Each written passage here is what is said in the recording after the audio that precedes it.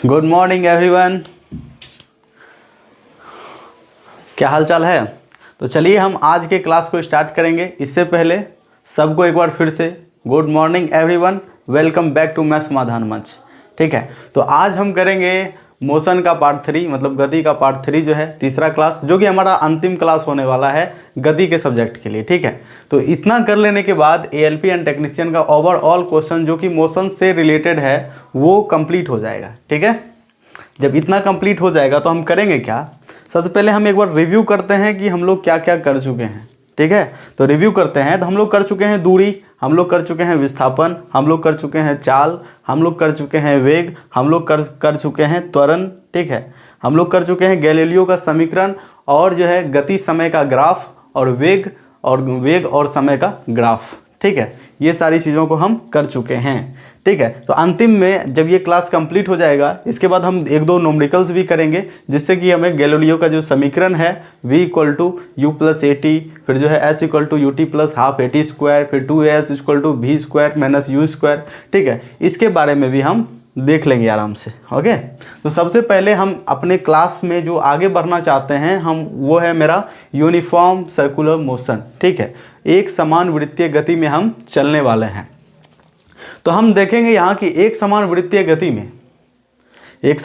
गति में क्या होता है, क्यों हम इसको एक समान वृत्तीय गति कहते हैं। सबसे पहले वृत्तीय गति इसका नाम क्यों पड़ा, क्योंकि ये एक सर्कल के इर्द गिर्द ही घूमता है, मतलब एक सर्कल पे, एक निश्चित सर्कल पे ये घूमता है, तो उसको हम कहेंगे क्या, ये क्या है, वृत्तीय गति कर रहा है। कोई भी चीज़, जैसे कि ये पेन है, ये मार्कर है, इसको हम इस मोशन में घुमाते हैं, इस तरीके से सर्कुलर मोशन में। तो ठीक है, तो ये होगा एक सर्कल में घुमा रहे हैं, तो ये क्या कहलाएगा, मेरा सर्कुलर मोशन कहलाएगा। ठीक है, तो सर्कुलर मोशन कहलाएगा। तो अब हम फिजिक्स पढ़ रहे हैं, तो कुछ ना कुछ तो स्पेशल जानकारी तो उनको मिलने ही वाला है। और ठीक है, मिलेगा आपको। इसके लिए आप क्या कीजिएगा, अपना माइंड को ओपन कर लीजिए। ठीक है, दिमाग को फ्री कर लीजिए, टेंशन को बाहर फेंकिए और स्टार्ट करते हैं हम अपना एक समान वृत्तीय गति, यानी कि यूनिफॉर्म सर्कुलर मोशन।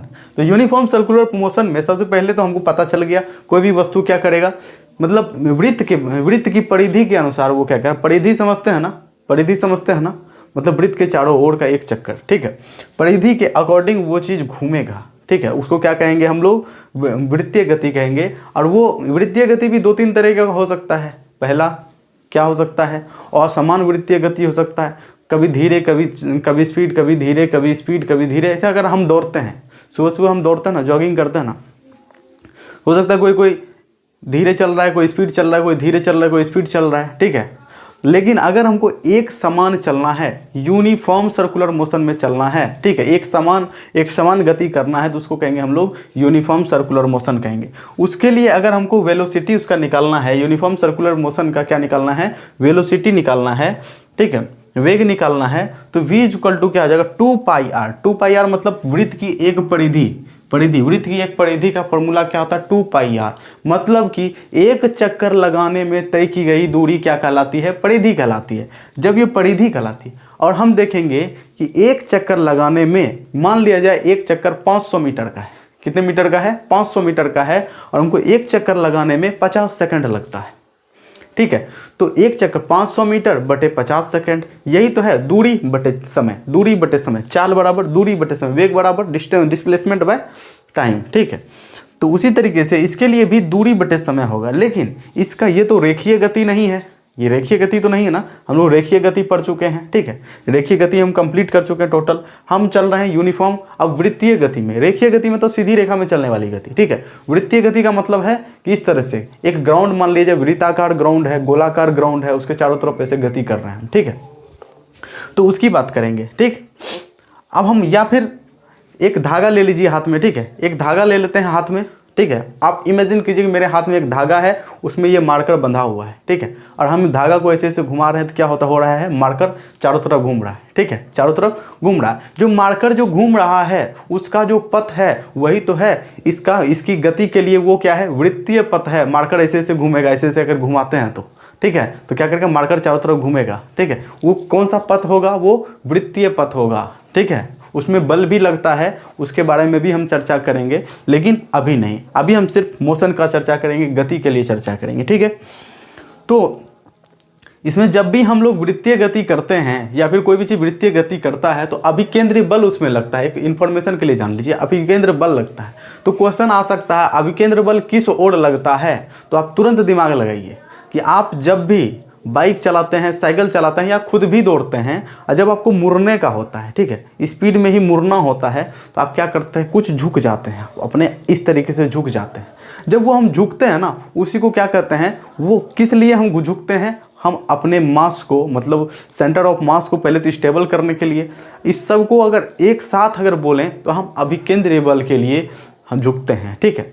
किसके लिए झुकते हैं, अभिकेंद्रीय बल के लिए झुकते हैं। तो केंद्र की ओर झुकने का मतलब है अभिकेंद्रीय बल, ठीक है। तो उसमें हमको अभिकेंद्रीय बल प्राप्त होता है। सेकंड हम बात करेंगे इसमें क्या पाया जाएगा, एंगुलर वेलोसिटी की बात की जाती है, ठीक है। जब भी हम वृत्तीय गति पढ़ते हैं तो उसमें एंगुलर वेलोसिटी की बात की जाती है, यानी कि हिंदी में बोले तो कोणीय वेग। अब आप सोचिएगा ये कोणीय वेग क्या बला है, ठीक है। कोणीय वेग कुछ नहीं है, बस यही है, ठीक है। मान लिया जाए ये जो वृत्त है, वृत्त का जो केंद्र है, इस केंद्र को ध्यान दीजिए। ये जो केंद्र है ये अगर एक चक्कर पूरा करता है तो कितना डिग्री ये घूम जाता है अपने आप में, ये अपने आप में पूरा घूम जाता है। कितना डिग्री, ये 360 डिग्री घूमता है। कितना डिग्री घूमता है, 360 डिग्री घूमता है। जब ये 360 डिग्री घूमता है, मान लिया जाए इसको 360 डिग्री घूमने में, मतलब यहाँ से ऐसे करके घूम के फिर से यहाँ आने में, मतलब 360 डिग्री का चक्कर लगाने में इसको कितना 60 सेकंड लग रहा है। कितना, 60 सेकंड लग रहा है, ठीक है। क्या लग रहा है, 60 सेकंड लग रहा है। 60 सेकंड लग रहा है ना, तो 60 सेकंड लग रहा है तो कितना, मतलब 1 डिग्री घूमने, इसका कोणीय वेग क्या हो गया, तो कितना हो गया, देखिए तो ये 6 डिग्री प्रति सेकंड घूम रहा है। कितना, 6 डिग्री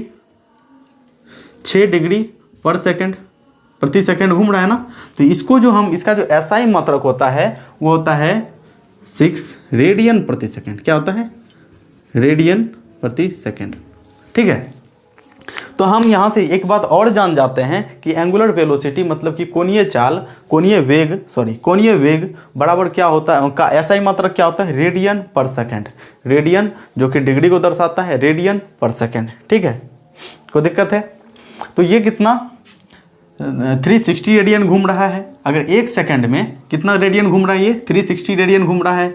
60 सेकंड में घूम रहा है तो 1 सेकंड में कितना घूम रहा है, 6 रेडियन प्रति सेकंड घूम रहा है। ये कितना घूम रहा है, 6 रेडियन प्रति सेकंड घूम रहा है। तो एंगुलर वेलोसिटी को जो दर्शाते हैं ना, ये एंगुलर वेलोसिटी को दर्शाते हैं, उसको ओमेगा कहते हैं। ये ओमेगा लिखा हुआ है, ये ग्रीक वर्णमाला का एक अक्षर है। जैसे कि हमारे यहाँ, हमारा देवनागरी लिपि में हमारे वर्णमाला का अक्षर जैसे क ख ग हो गया, ठीक है। उधर रोमन लिपि की अगर बात करें, ठीक है, तो रोमन की बात करें तो उसमें क्या है, ABC, ठीक है। इसी तरीके से हम देखिए ये ओमेगा जो है ये ग्रीक वर्णमाला का एक अक्षर है। तो ओमेगा जहाँ भी देखिए समझ जाइए, वो एंगुलर वेलोसिटी के बारे में वहाँ पे चर्चा की जा रही है। थीटा बटे टी मतलब कि ऊपर डिग्री लिखेंगे, कितना उसका कोण है, एंगल लिखेंगे, कोण बटे समय, कितना कोण बना रहा है, कितना एंगल वो बना रहा है बटे समय। तो ऐसा ही मात्रक इसका क्या आ जाएगा, रेडियन प्रति सेकंड, ठीक है। ऐसा ही मात्रक क्या हो गया, रेडियन प्रति सेकंड। तो हम ये मानते हैं कि एंगुलर वेलोसिटी क्या है, आप समझ चुके हो। अब हम चर्चा करेंगे रियल में, ठीक है। ये एक दर्शन था आपके लिए। अब हम चर्चा करेंगे कि वृत्तीय गति सच में क्या होता है। तो वृत्तीय गति जब भी हम चर्चा करेंगे, हम एक एक पॉइंट को पार्ट बाय पार्ट लेके चलेंगे, ठीक है। जब भी हम वृत्तीय गति की चर्चा करते हैं, ठीक है, तो उसमें क्या देखते हैं, उसमें हम देखते हैं कि जैसे जैसे हम जाते हैं अपने दिशा को परिवर्तित करते जाते हैं। जितना पॉइंट पे जाते हैं उतना दिशा को परिवर्तित करते जाते हैं। अगर नहीं समझ आया तो एक बात बताइए, यहाँ पे हम छोटा सा फिगर बनाने का प्रयास करेंगे, ठीक है। यहाँ पे छोटा सा फिगर बनाने का प्रयास करेंगे। अगर हम सीधी रेखा में चल रहे हैं, मान लीजिए अगर हम सीधी रेखा में चल रहे हैं, तो हमको दिशा परिवर्तित करने की ज़रूरत है क्या, बिल्कुल नहीं है। हम एक ही दिशा में चलते चले जाएंगे, ठीक है। ये हो गया। अगर हम इस तरह से ऐसे जाना है हमको और इधर मुड़ना है, ठीक है, तो हम एक बार अपना दिशा परिवर्तित करेंगे, एक बार यहाँ से यहाँ परिवर्तित करेंगे अपने दिशा को, ठीक है। वहीं पे अगर बात की जाए, यहाँ पे क्या है, त्रिभुज है, क्या है, त्रिभुज है।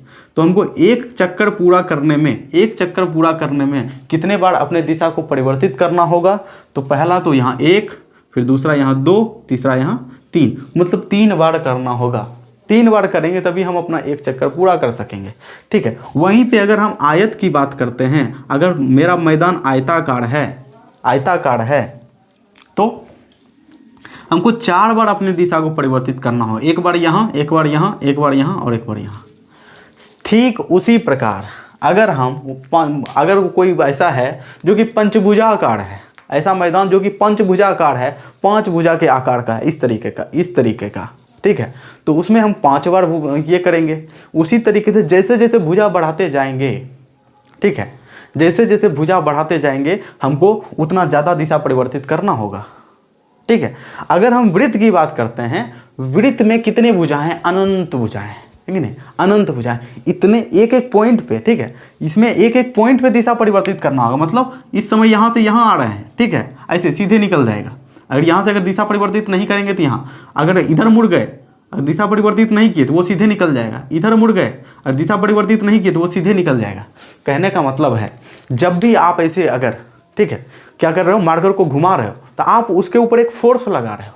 वही क्या अभिकेंद्रीय बल है, उसके दिशा को परिवर्तित करने के लिए, उसके दिशा को परिवर्तित करने के लिए जो एक फोर्स लगाया जाता है, केंद्र के द्वारा लगाया गया फोर्स, वो क्या कहलाता है? अभिकेंद्र बल कहलाता है। क्या कहलाता है? अभिकेंद्र बल कहलाता है। कैसे कहलाएगा? अब बताइए, किसी का भी दिशा परिवर्तित करना है, बिना बल लगाए कर सकते हैं क्या?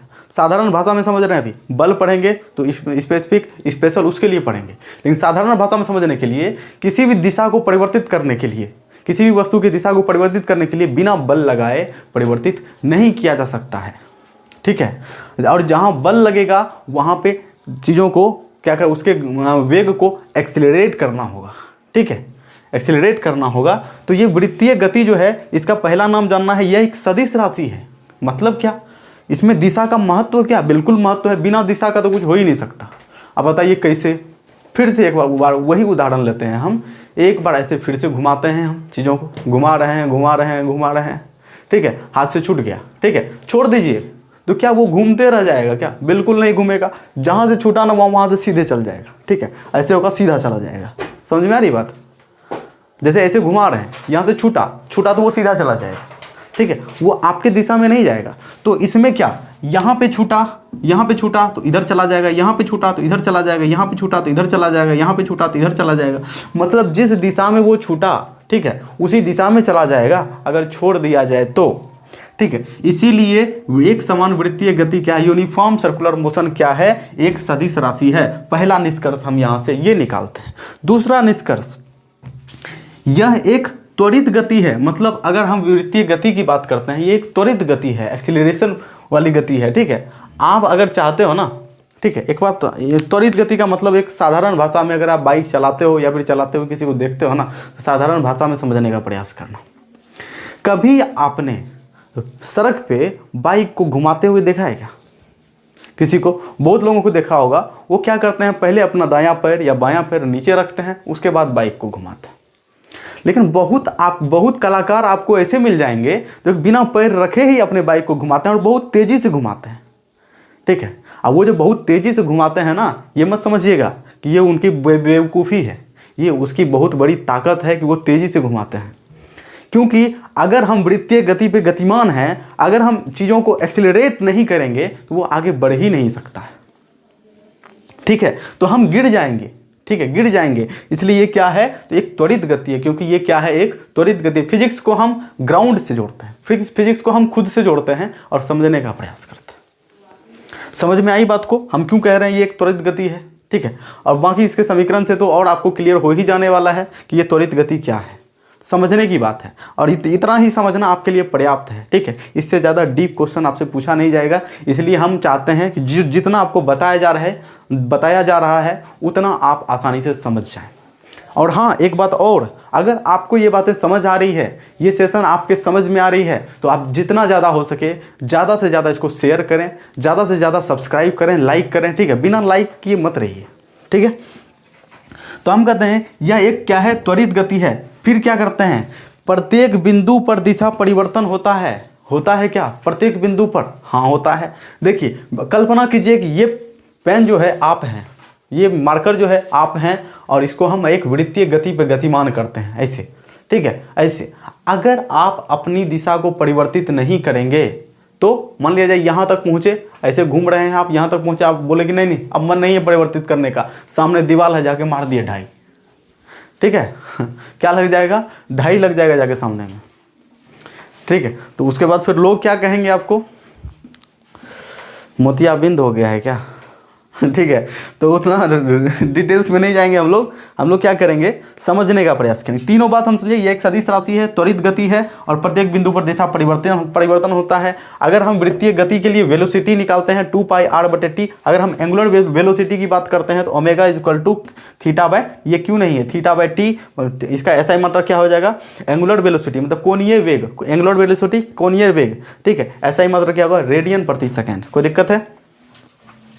हम समझते हैं कि आप एक समान वृत्तीय गति को समझ चुके हैं, इसको नोट कर लीजिए अच्छे से, ठीक है, अपने लैंग्वेज में मैंने जो भी नोट किया है। अगर आपको समझ नहीं आ रहा थोड़ा जूम कीजिए इस तरीके से, ठीक है, जूम कीजिए हल्का, जो भी वर्ड नहीं समझ आ रहा है आप कमेंट करके बताइए, ठीक है। तो वो बात अब हम चलेंगे जो कि आपके सिलेबस का हिस्सा नहीं है, लेकिन उसको भी एक बार समझेंगे, ठीक है, क्योंकि फिजिक्स पढ़ रहे हैं तो इतना समझ लेना चाहिए। आपके सिलेबस का हिस्सा तो नहीं है लेकिन फिर भी समझने का प्रयास करेंगे इसको, ठीक है। हम पढ़ेंगे प्रोजेक्टाइल मोशन, ठीक है, प्रक्षेप्य गति, प्रोजेक्टाइल मोशन, प्रक्षेप्य गति की बात करेंगे। सबसे पहले हम बात ये करेंगे, समझने का प्रयास ये करेंगे कि प्रक्षेप्य गति मतलब क्या, प्रक्षेप्य गति क्या होता है, प्रोजेक्टाइल मोशन क्या होता है। प्रक्षेप्य मतलब फेंकना, ढेला फेंके हैं कभी, ठीक है, ढेला मतलब पत्थर उठा के इस तरीके से फेंके है ना, तो वो क्या हुआ, आपने जो फेंका, हमने आम बोलचाल में क्या बोला कि मैंने ढेला फेंका, ठीक है, लेकिन वहीं अगर शुद्ध फिजिक्स की भारतीय भाषा में बोलें तो क्या कहा जाएगा कि आपने ढेले को प्रक्षेपित किया। क्या किया? प्रक्षेपित किया, मतलब फेंका मतलब प्रक्षेपित किया। तो जब भी आप ढेले को फेंकने के लिए उठाते हो तो कैसे फेंकते हो, हल्का सा ऐसे झुकते हो, ठीक है, उसके बाद ऐसे फेंकते हैं, नहीं उसके बाद फेंकते हैं ना। इसका मतलब क्या है कि हम ढेला को दूर ऐसे करके समझना है पहले, फिर हम इसके मेन प्रोसेस पे आएंगे, ठीक है। इसका जो क्या कहते हैं थ्योरी है उसको समझने का प्रयास करें। पहले समझ तो लें कि ये चीज़ जो पढ़ रहे हैं वो हमारे जीवन में यूज़ कहाँ होता है, ठीक है। बिहार पुलिस का जब क्या होता है फिजिकल होता है ना, तो उसमें क्या खोजा जाता है कि गोला फेंक, ठीक है, ये भी एक क्या है कला है, ठीक है। गोला फेंक क्या है, आपके ताकत का प्रदर्शन नहीं है, ये आपके आर्ट का प्रदर्शन है, ठीक है। अगर आना हो, अगर आप नहीं जानते हो गोला फेंकने के लिए, अगर आपको ये आर्ट आता है तब आपका ताकत काम करेगा, ठीक है। अगर आपको आर्ट नहीं आता है तो आपका ताकत भी कोई काम नहीं करने वाला है। फॉर एग्जाम्पल, आइए पहले हम समझते हैं, फिर हम इसको समझेंगे, फिर आपका माइंड क्लियर हो जाएगा, ठीक है। तो ढेला कैसे फेंकते हैं, हल्का झुकते हैं और ढेले को ऊपर की तरफ ऐसे फेंकते हैं, ठीक है, ऊपर की तरफ फेंकते हैं। डायरेक्ट ऐसे फेंकते हैं क्या? डायरेक्ट नहीं फेंकते हैं। अगर आप डायरेक्ट ऐसे फेंकते हैं ना तो आपका जो पत्थर है वो ज़्यादा दूर तक नहीं जा पाएगा। क्या होगा? ज़्यादा दूर तक आपका पत्थर नहीं जा पाएगा। क्यों नहीं जा पाएगा इसको पढ़ने के बाद समझ जाएंगे, ठीक है, क्यों नहीं जा पाएगा। हम बस इतना बता रहे हैं कि अगर आप सीधा फेंक दीजिएगा ना तो ज़्यादा दूर तक नहीं जाएगा, आप इसको मान लीजिए, ठीक है, एक समय के लिए मान लीजिए, ठीक है। अब देखते हैं कि अगर थोड़ा सा हल्का उठाते हैं ना, उठा के मारते हैं तो ज़्यादा दूर जाता है, ठीक है। और वो हल्का सा मतलब अच्छे से 45 डिग्री का अगर एंगल बनता है मेरे हाथ का, ये दिख रहा है, ये हाथ जो नीचे जा रहा है, ये अगर 45 डिग्री का एंगल बनता है तो ये और दूर जाएगा। मतलब कि सबसे ज़्यादा दूर कब जाएगा? जब आपके और आपके हैंड के बीच में 45 डिग्री का एंगल बन रहा है, मतलब नीचे से भी और ऊपर से भी, तभी आपके पास क्या बनेगा? ज़्यादा दूरी तक वो जाएगी, ठीक है। समझ में आ रही बात? अगर आप ऊपर फेंकते हो ऐसे ऊपर तो ज़्यादा दूर नहीं जाएगा, आपके सर पे ही आके गिर जाएगा। इतना तो समझ में आ रहा है ना। और नीचे फेंकेंगे तो नीचे ही रह जाएगा, इतना भी समझ में आ रहा है। ऊपर फेंकेंगे तो वापस मेरे सर पे ही गिरेगा, नीचे फेंकेंगे तो नीचे ही रह जाएगा, ठीक है। लेकिन और सीधा फेंकेंगे तो भी ज़्यादा दूर नहीं जाएगा। तो यहाँ पे हमने लिखा है एक चीज़ कि यदि थीटा मतलब आपका एंगल जो है फेंकने का एंगल 45 डिग्री हो तो क्षैतिज परास, मतलब कि क्षैतिज परास मतलब धरती पे नीचे से जो दूरी है परास, ठीक, उसकी बात कर रहे हैं हम, क्षैतिज परास की बात कर रहे हैं। तो क्षैतिज परास क्या होगा? सबसे अधिक होगा, सबसे अधिक लंबा होगा, ठीक है। इसीलिए मैंने लिखा है यदि थीटा 45 डिग्री हो तो क्षैतिज परास सबसे अधिक होगा, ये समझना है। तो आई थिंक हमको ये तो समझ में आ रहा है, ये तो समझाने की जरूरत नहीं है कि ये प्रक्षेप्य गति क्या है भैया। ठीक है, तोप का गोला कैसे जाता है, सूं ऐसे जाता है ना, और हम ढेला भी फेंकते हैं कैसे जाता है, ऐसे जाता है। ठीक है, ऐसे जाता है। मतलब कुछ भी ऐसा चीज़ फेंकना चाहें जो कि ऐसे जाए ऐसे हो जाए, ठीक है, ऐसे जाए ऐसे गिरे जाके, तो उसको क्या कहेंगे हम, प्रक्षेप्य गति कहेंगे। ठीक है, उस गति को क्या कहेंगे हम, प्रक्षेप्य गति कहेंगे, प्रोजेक्टाइल मोशन कहेंगे। ठीक है, तो इसमें देखिए यहाँ पे मैंने दिखाया है, जैसे यहाँ ये है, हो गया क्षैतिज, ये क्या हो गया, क्षैतिज। ठीक है, ऊपर हो गया ऊंचाई, ऊपर क्या हो गया, ऊंचाई। इसको समझना है। आप यहाँ पे खड़े हैं, मान लिया जाए, अब आपका हैंड यहाँ पे है, आपका ढेला फेंकने का जो एंगल है ये है, ये है 45 डिग्री मान लिया जाए, 45 नहीं, 45 से कम, 45 से ज़्यादा। अब इसमें एक मैजिक है भैया, ऐसे थोड़े ना कुछ फिजिक्स बन जाता है। ठीक है, भौतिकी बन जाता है जब तक उसके ऊपर एक्सपेरिमेंट नहीं होता है, जब तक उसका कोई महत्व नहीं होता है, जब दो इक्वेशन समान नहीं होता है, तब तक जो है ना कुछ भी आसानी से पढ़ने योग्य नहीं बन जाता है। तो इसमें पढ़ने योग्य क्या है उसको समझना। मान लेते हैं एक एंगल है, यहाँ से कल्पना करते हैं ये 45 डिग्री एंगल है, क्या है, 45 डिग्री एंगल है। ठीक है, अब यहाँ पे एक जादू काम करता है, क्या, 45 डिग्री से जितना नीचे जाएंगे ना, जितना नीचे मतलब जितना 45 डिग्री, ये 45 डिग्री है, मान लिया जाए हल्का नीचे गए, यहाँ से फेंकते हैं, ऐसे फेंकते हैं तो कम दूरी जाएगा, और नीचे जाएंगे तो और कम जाएगा, और नीचे जाएंगे तो और कम जाएगा। उसी तरह के जैसे जैसे पूरा नीचे, मान लिया जाए पूरा नीचे चल गए, मतलब 0 डिग्री पे फेंके। ठीक है, क्या फेंके, 0 डिग्री पे फेंके, तो वो क्या होगा, बिल्कुल दूर नहीं जाएगा जहाँ से फेंक रहे हैं आप। मतलब 0 डिग्री पे फेंकना मतलब क्या, हाथ में है नीचे फेंक दिए, 0 डिग्री पे हाथ में है नीचे फेंक दिए, तो 0 डिग्री का फेंकने का मतलब है बिल्कुल 0 हो जाएगा, आपका वेग ही 0 हो जाएगा। ठीक है, मतलब वो फेंकाएगा ही नहीं। ठीक है, और दूसरा हम ये समझते हैं कि जैसे जैसे 45 डिग्री से ऊपर जाएंगे तो भी कम होता जाएगा हमारा जो दूरी है, क्षैतिज परास है, हमारा जो रेंज है, मतलब फेंकने का जो रेंज है वो दूर कम होता जाएगा। कब, जब हम 45 डिग्री से ऊपर की तरफ ऐसे फेंकते हैं, ऐसे फेंकेंगे। ठीक है, ऐसे फेंकेंगे, और लास्ट जब पूरा 45 डिग्री से 90 डिग्री हो जाएगा, तो अगर ऐसे फेंकते हैं तो वो क्या होगा, वापस से नीचे आ जाएगा। क्या होगा, वापस नीचे आ जाएगा। मतलब जहाँ 0 डिग्री का पत्थर गिरा था वहीं पे 90 डिग्री वाला भी पत्थर आके गिर जाएगा। इसीलिए मैंने लिखा है थीटा और 90 डिग्री माइनस थीटा दोनों के मान के लिए क्षैतिज परास या रेंज क्या होगा, समान होगा, बराबर होगा।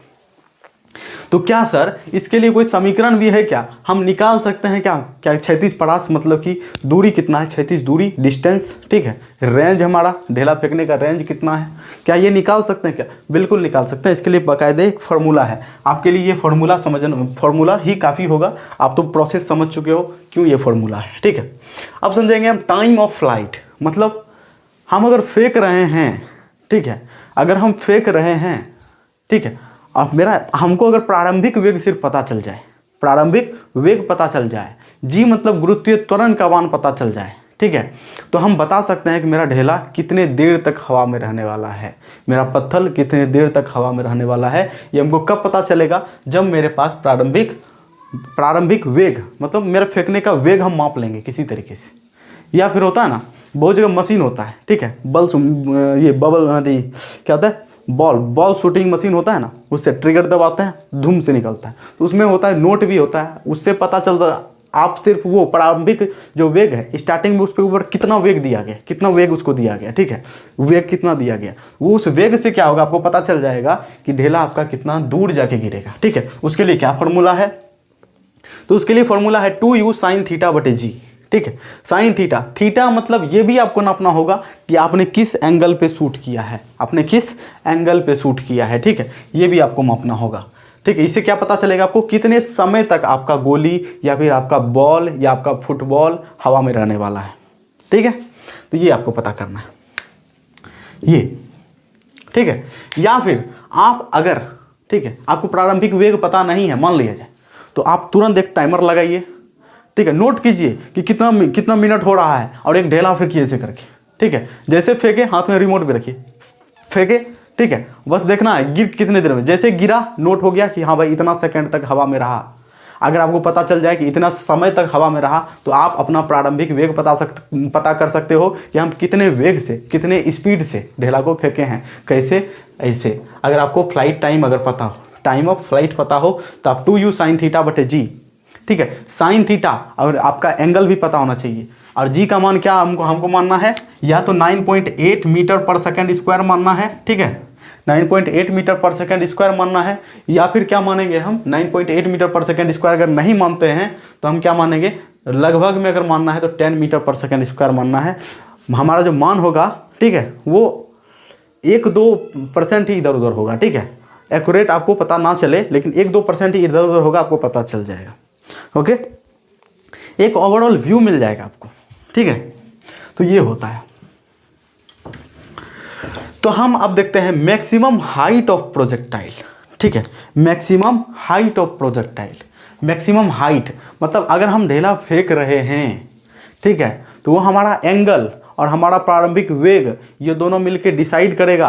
एंगल मतलब कोण, और हमारा जो प्रारंभिक वेग है, स्टार्टिंग में जिस गति से हम फेंके हैं, जिस वेग से फेंके हैं, ये दोनों मिलकर डिसाइड करेगा। क्या डिसाइड करेगा कि आपका ढेला ऐसे जो जा रहा है कितने हाइट तक अंतिम तक गया, उसके बाद कहाँ से गिरना स्टार्ट किया, ठीक है, कहाँ तक अंतिम तक गया, कहाँ से गिरना स्टार्ट किया, ये कौन डिसाइड करेगा, तो ये आपका वेग और ये थीटा डिसाइड करेगा। और जी का मान तो सब जगह एक जैसा होगा, मान लिया जाए सब जगह एक जैसा, सब जगह एक जैसा नहीं होता है, पृथ्वी पे अलग अलग जगह से अलग अलग होता है, ठीक है। इसके बारे में भी हम पढ़ लेंगे, गुरुत्वाकर्षण वाले चैप्टर में जी के मान को अच्छे से पढ़ेंगे।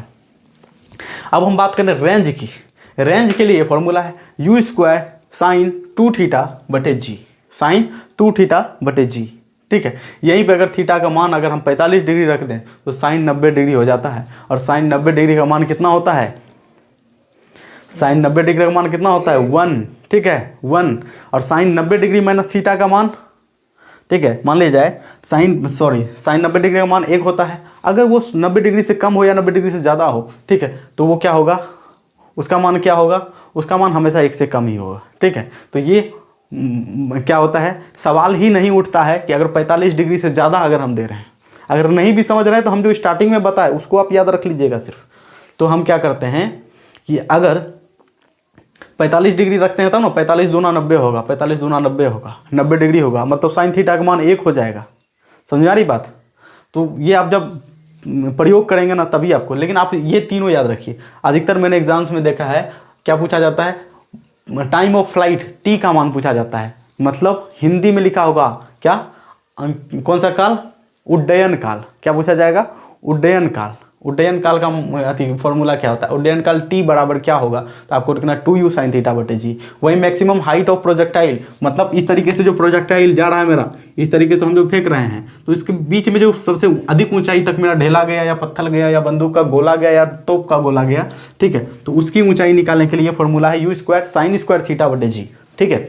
वहीं पे हम रेंज की बात करें, मतलब यहाँ से हमने ढेला फेंका, यहाँ से यहाँ तक पहुँचने में, यहाँ से यहाँ तक पहुँचने में जितना समय लगा, ठीक है, जितना मतलब जितना दूरी तय किया, डिस्टेंस कवर किया, उसको निकालने के लिए u² साइन 2 थीटा बटे जी। कोई दिक्कत है? हमको लगता है यहाँ तक में कोई दिक्कत नहीं है, ठीक है, यहाँ तक में कोई दिक्कत नहीं। ये समझने के लिए था, आप बस याद रखने के लिए इसको याद रख सकते हो, इससे ज़्यादा इसका यूज नहीं है आपके लिए, ठीक है। आपके लिए क्या है, ये एक समान वृत्तीय गति को समझिए, ठीक है, ये आपके सिलेबस में है, पक्का क्वेश्चन आता है इससे, आप इसको समझिए, ठीक है। v = u + at समझिए, s = ut + हाफ at² समझिए, 2as = v² - u² समझिए, ठीक है। तो इसको हम मिटाते हैं, ओके, एक तरफ का हम मिटाते हैं और हमारे पास 2 न्यूमेरिकल है, उसको हम सॉल्व करने का प्रयास करते हैं। नहीं, इसको हम सॉल्व नहीं करेंगे, अगर आप समझ गए हैं तो 1 नंबर और 2 नंबर दोनों सॉल्व कीजिए, दोनों को क्या करना है, सॉल्व कीजिए और सॉल्व करके हमको बताइए। पहला नंबर क्या है, एक वस्तु 16 मीटर की दूरी 4 सेकंड में अर्थात 16 मीटर की दूरी 2 सेकंड में तय करती है, उसका औसत चाल बताना है। तो औसत चाल बताने के लिए मैंने क्या बताया था, कुल दूरी बटे कुल समय, कुल दूरी बटे कुल समय। कुल दूरी इसमें कितना तय किया, 16 और 16 32, ठीक है। कुल समय कितना लिया, 4 सेकंड 2 सेकंड 6 सेकंड, तो 32 से 6 से भाग दे देंगे तो वही क्या हो जाएगा, मेरा औसत चाल हो जाएगा, ठीक है। दूसरा क्या है, कोई कार एक समान रूप से त्वरित होकर 5 सेकंड में क्या होता है, 18 किलोमीटर प्रति घंटा की रफ्तार प्राप्त कर लेती है। कितने सेकंड में, 5 सेकंड में 18 किलोमीटर प्रति घंटा की रफ्तार से प्राप्त करती है। आज इसमें कुछ छूटा है लगता है, ठीक है, इसमें मैंने कुछ छोड़ा है इसमें, तो आप उसको एक बार करेक्ट करना होगा। मोबाइल मेरा कहाँ है, देखिए तो 1 मिनट, इसको हम करेक्ट करते हैं, आपके सामने ही करेक्ट कर लेते हैं इसको, कोई दिक्कत नहीं है, घबराने वाली कोई बात नहीं यहाँ पे। आपको बस है कि थोड़ा धैर्य रखना है और क्या।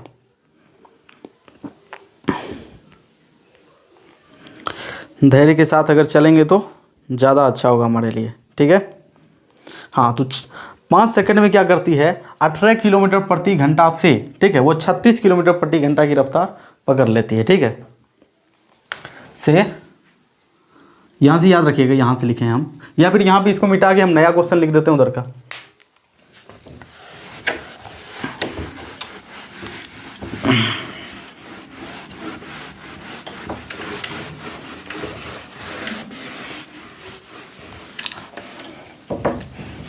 चलिए यहाँ पे क्या है, कोई कार एक समान त्वरित गति से इतना से 36 किलोमीटर प्रति घंटा, क्या होता है 36, इसको भी मिटा देते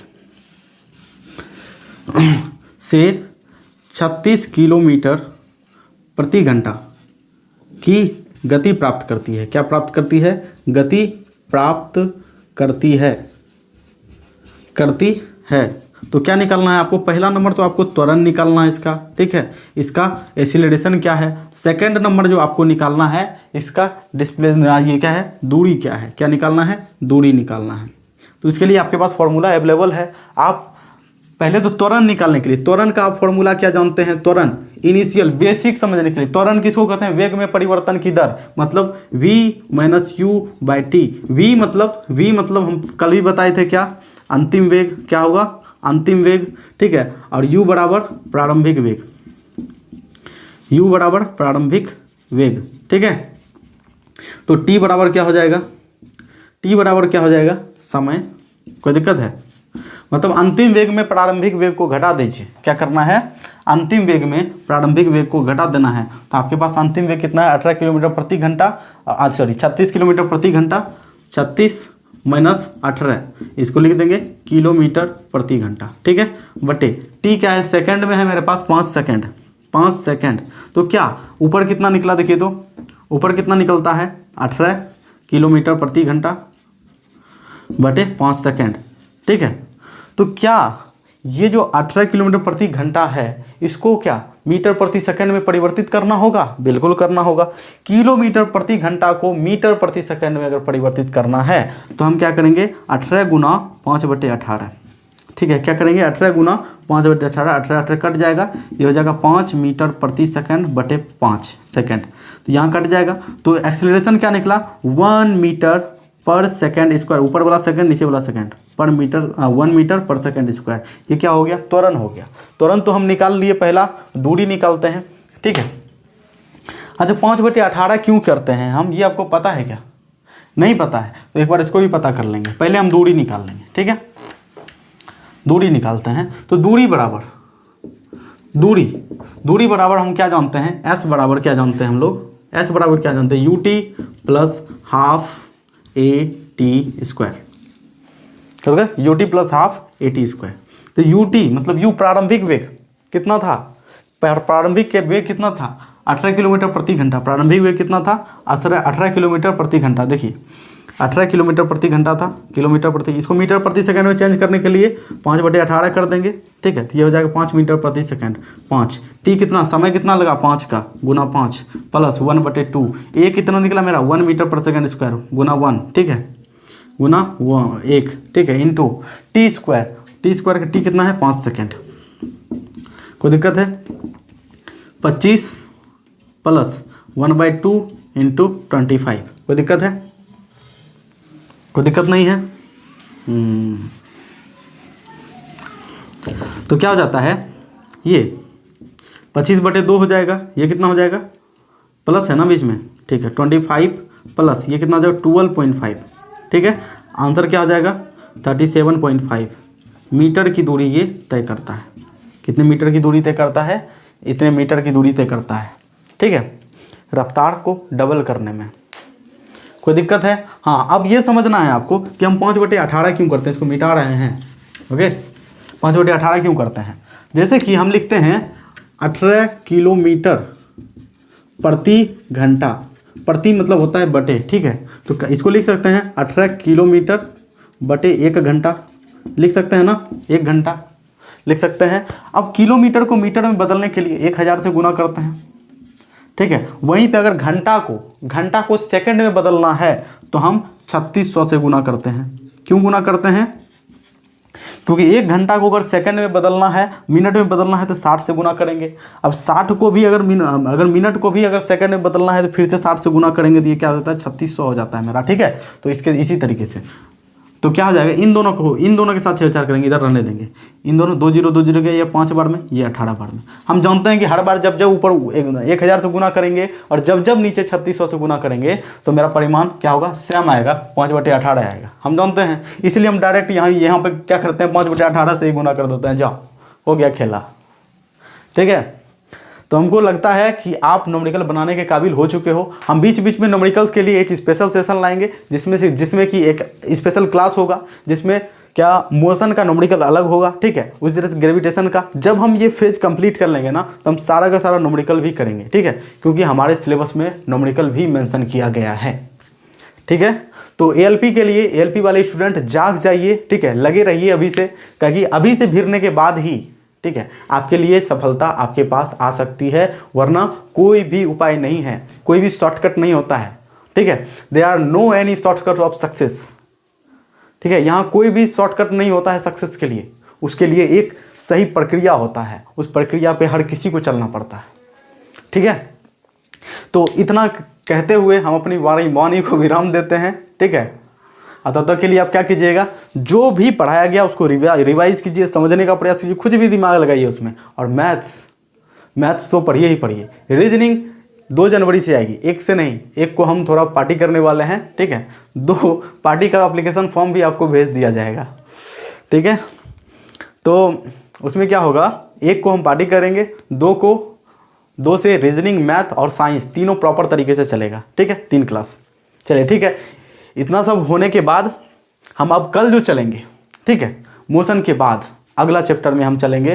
तब तक के लिए आप क्या कीजिएगा, इन दोनों का क्या कीजिए, आप सॉल्यूशन करके रखिए। ठीक है, अगर नहीं आ रहा है तो कमेंट करके बताइए कि हाँ नहीं आया, तो हम उसको इसके लिए अलग सेशन करने का विचार करेंगे। ठीक है, चलिए फाइनली हम आपसे विदा चाहते हैं इस क्लास से। अब मिलते हैं हम आपके अगले क्लास में। तब तक के लिए हंसते रहिए, मुस्कुराते रहिए। जय हिंद।